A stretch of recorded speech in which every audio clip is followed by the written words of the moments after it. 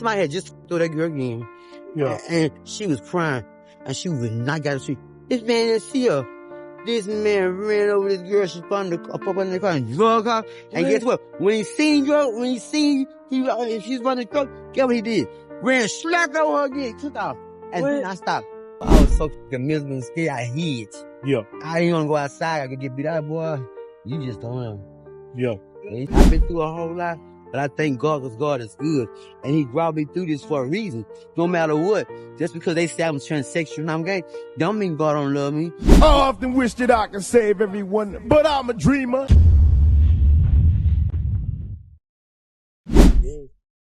Street interviews, back at it again. Today we have Candace. Candace. Transsexual. Oh, okay. You transsexual. Okay, Candace. Where you from?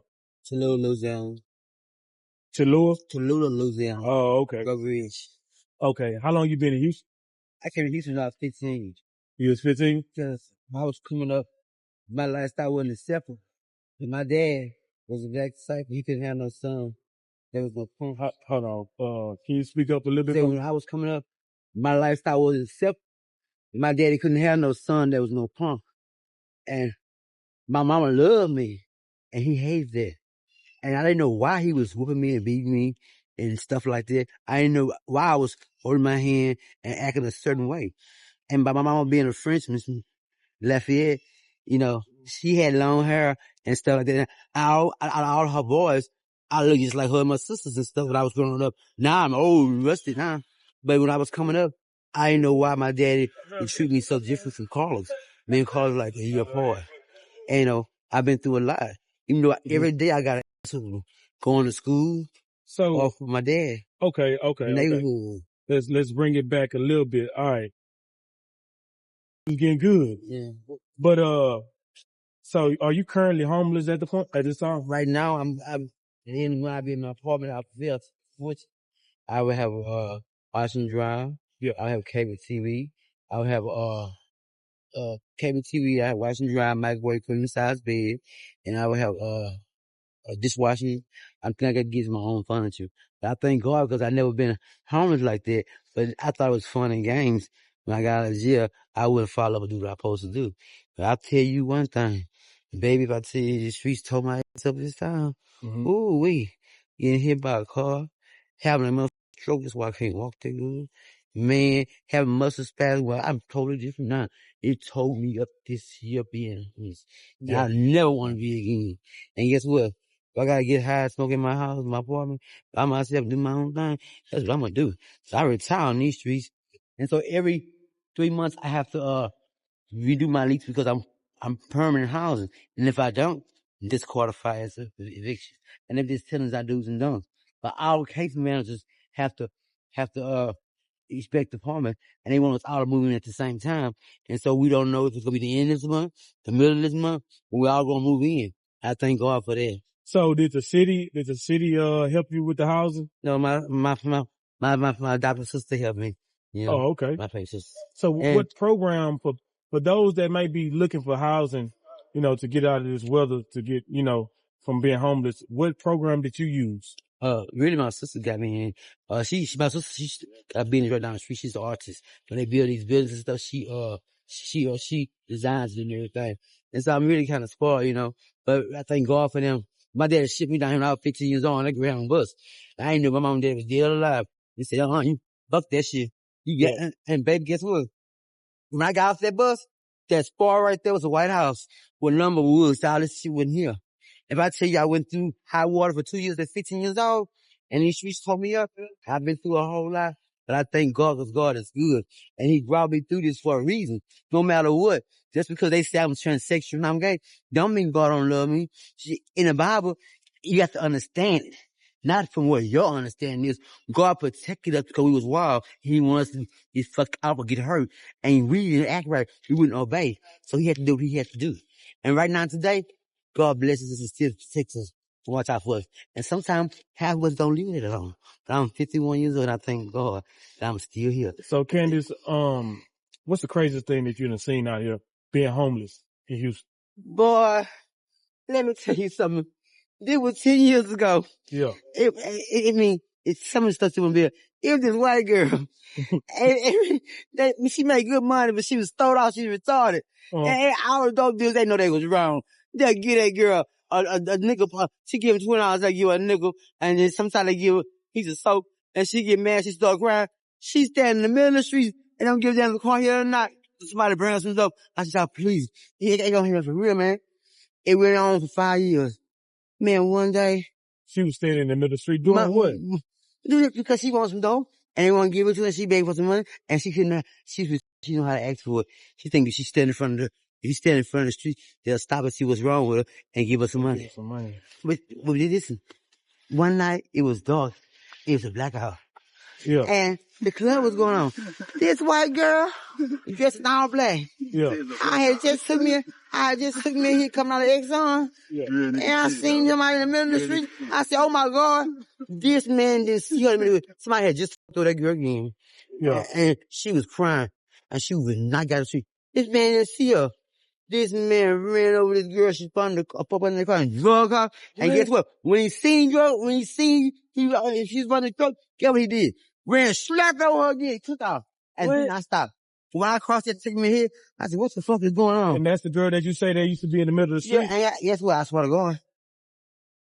Her head was that way. One leg was there. One leg was there. And one arm was there.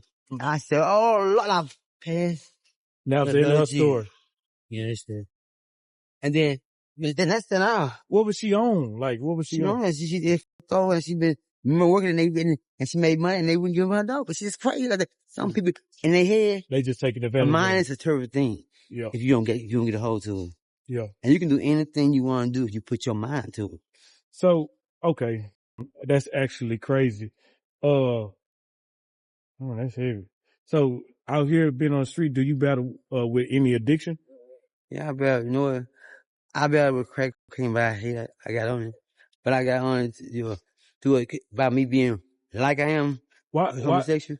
Why? I had dated this little young guy back then, I would be tricking this and that. And I didn't know the dude did crack. And I was in my apartment. Back then, you couldn't put no 3 or 4 rocks in my, that shit was cold. Man, I'm saying, come on, baby, we need to be serious about the tape and come to the bed. See, I'm coming. Why you always go in the bathroom locking up? I go in that bathroom, he said, what you doing? What's this? I seen that boy level hit that shit. I said, woo! And baby, guess what? I went past heaven. Yeah, you went. I went past heaven. I said, heaven! Went past heaven. And that was the first time? And never came back. And he left, got rid of it, and never seen me again. And he hooked me on that shit. And by me being transsexual like I am, it makes you, back then, it makes you drive up. And by we being like we are, and I hit that shit. Was on. We finna, especially if we dress right. I'm finna jump in this. Yeah. What? And nowadays, you hit the shit, y'all throw out paranoid and everything else. And back then, nope, don't play no games. Yeah, it was different. At all. So, okay, so. But sometimes it got rough though. And some folks didn't get on like that. And then some guys that's dating them as those females and smokers, I couldn't stand smoking with them. How old were you when you first got on it? 15. 15? Damn. It's hard. And that's when you moved to Houston, right? No, I mean, when I got to Houston, I started he did that shit. My friend put me on. Yeah, when you got here. When you got here. Mm-hmm. Okay, so before then, growing up in Louisiana, did you grow up in a 2-parent household? One household, and I didn't really grow up in Louisiana. Shit, I didn't never to school. I couldn't go to school. I got my tore up in the boys' bathroom, whatever. Bitch, what you told me watching this? I said, I ain't watching this. He said, boom, boom, shut up, punk. So I didn't want to go to school. And the principal, he didn't give a fuck. He said, he said, you should have fought back. And the principal and my dad was good friends. So as a kid, in a small town. So you grew up in a small town. Your dad is kind of like a homophobe, right? And he mistreating you. So growing up with that type of father, did he provide for you? Like, were you well taken care of? Taken care of, but he didn't give a fuck. He do what he wanted to do. He just didn't want no pump from no son. And he hated my mama. So, Yeah, and everybody loved me was my mama and my auntie. My auntie was a witch. whoa. And she's a real live witch. Was she a good witch or a bad witch? Some people say ain't no such thing as a good witch. She's the kind of witch that black magic, white magic. She was a good witch and she could be a bad one. But she was like a witch to teach you. Mm-hmm. And she loved me. But I didn't want to be around her because I was scared. But my auntie, she had snakes for pets. Oh, Lord. And snakes shed their skin once a month. I hate snakes, I ain't gonna lie. And guess what? Once a month they eat. And they blind. They can't really see. But they love women. When they smell that period blood, they just like the nigga. They're like, y'all niggas, ooh, finna get it. Yeah. But one thing about it, when a snake be in a thing, he got to have heat. It had a little wood in there. And like a baby thing, you baby in, have to have a little water in there. So she'll put his tail in there and get a little water. So a little rabbit or the rat will be in the tank for like a month or two. Jumping over the snake, scratching him out in his face. They ain't think that thing gonna eat his ass up. One day that snake got hungry. It's over with. I said, what's going on? She just shut up. And that snake snapped at that rabbit. I said, what's going on? And that snake went up. Yep. And went slowly and wrapped around his goddamn and his knee. It's over with. And it's when over with. His mouth opened so wide and swallowed it. But guess what? You said, where did the hair on the rabbit and the snake when the red go? Yeah. He shit through his tail. Mm-hmm. See, he like he can't take corn. I buy him corn. Don't digest the corn. Yeah. That hair inside the snake, he shit through his tail and intestine, the guts, and the hair.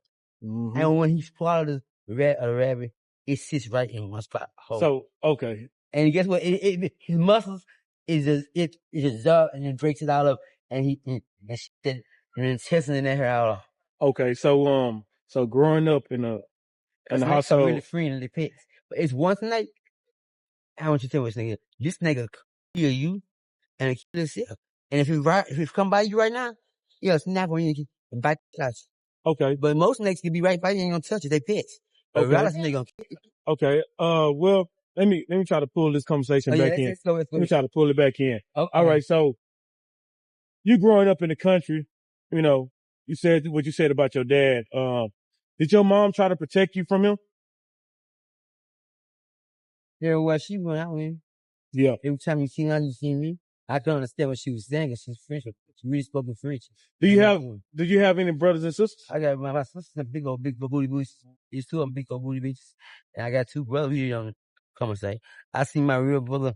I ain't seen him in 8 years. I was an ex-son over there, sophomore. I told you, it's my brother. I spoke and he like, he said, how you doing?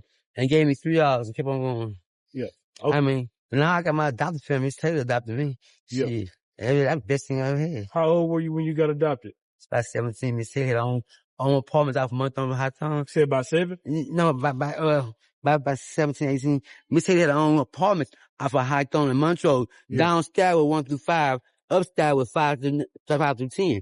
But she knocked the wall in for her office in her apartment. And my sister had the area where you exercise in her room, in her apartment. Downstairs was the tennis. And I had my little garage apartment. I was spoiling. And I had wear no weed. I had to shave. I was something else. So when did you know that you were gay? I didn't know I was gay. I thought everything I just fell in place. And it just fell. My spirit was what I wanted to be and what I was inside of me. So I didn't abuse it. It was inside of me. Yeah. And that's how I feel. So as far as you can remember, you always been the same. Yeah, I mean, I'm real.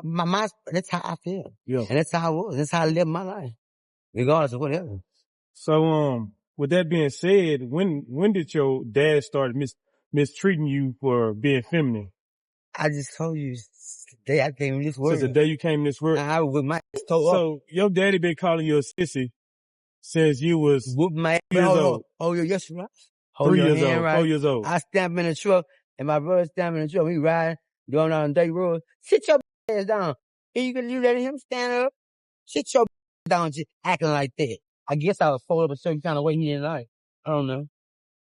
And he wanted to cut my hair out, and my mom wanted to cut my hair out. I had some good ass hair. Yeah. So, after those weeks. So what was like everyday life for you? Did you try to avoid your dad? I was so fucking miserable and scared. I hid. Yeah. I didn't want to go outside. I could get beat out, boy. You just don't know. Yeah. Yeah, it's okay. I'm here. And guess what? God said, at everything you go through, I used to couldn't sing or nothing. But God said, I lift you up. And he said, I lift you up. And like someone say, you let you sing. I couldn't sing or nothing. Like all I've been through, like the stars, they went through so much in their life. I couldn't sing. I couldn't hold notes. And one day I just went and I was crying. I just started singing. And I just started singing. And I was singing. And everybody said it sounded good. I said, where I get this wrong?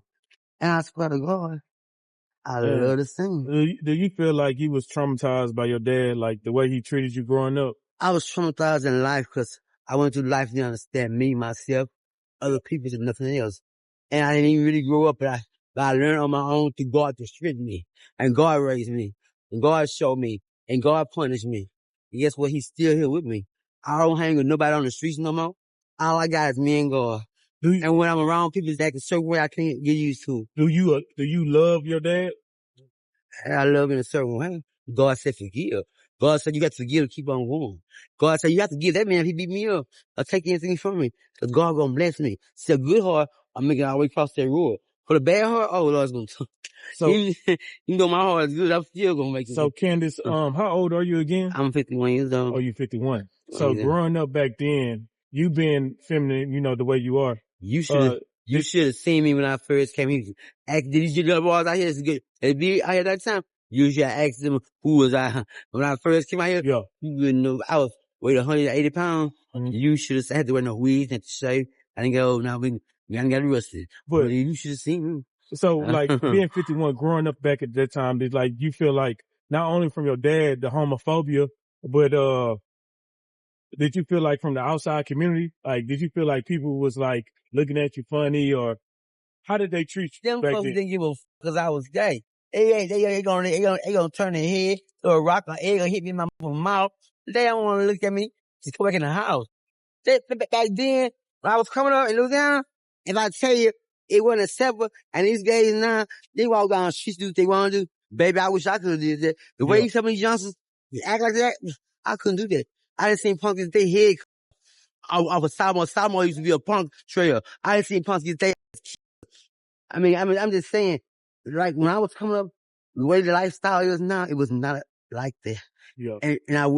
And so that's why I don't hang with no gays, because you talk crazy to me, I get mad. I made a way to up the price for you.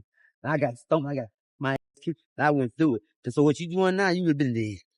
Okay? And the way they act down there, act now, in Louisiana back then. You have any? They be a dump full of them. You have any regrets in life? I have regret that I ever touched the crack. I have regret that I ever came to Houston because of my lifestyle. I just have regret because I don't understand. I don't understand. I can't regret if I don't understand. I can't have regret. All I can do is change my ways to myself. Because God give me my spirit now. God give me my knowledge. So there's no way I can have regret. All I can do is correct that. And God is beating my ass now because I won't correct it. And because I know better. Okay. I can't regret something that I don't understand what I went through. So Candace, it's been a good interview. I want to ask you one more question before I let you go. I noticed the teardrops on your eyes and dollar signs on your face. It seemed like maybe in the past that you kind of had some street ties, or you were probably in the street. I was paying attention, and my husband was gangster. I wanted to be a gangster. Oh, so you was in pain. You had a husband. Yeah, I wanted to be a gangster. And so guess what? You was just doing your you was just mocking him. And guess what? That man out of penitentiary, I was the first one he ever had. And he was the first one. He taught me what I know right now and took this to the world. He got a baby mama's got kids right now. I'll go there and keep his kids, babysit them. I'll give him my checks. I look out for them. And his baby mama know he been through. And his baby mama know he killed baby mama. And they together right now. Kids grown and grandkids. That's my punk. What was your husband? What was your husband from? My husband was from Houston. Oh, your husband from Houston? But I'm saying, and right now he's baby mama and got grandkids and kids grown. Yeah. I'm his grown. And guess what? You don't know when he messing with me, he coming for you. Yeah. And he loves me some kids. Yeah. All right, Kenny. Well, man, we appreciate you, man. It's been a blast. Thank you. Yeah. Thank you. Until next time, we're going to do another one. I just want to thank, oh, Lord. Bye. Yeah. I often wish that I could save everyone, but I'm a dreamer.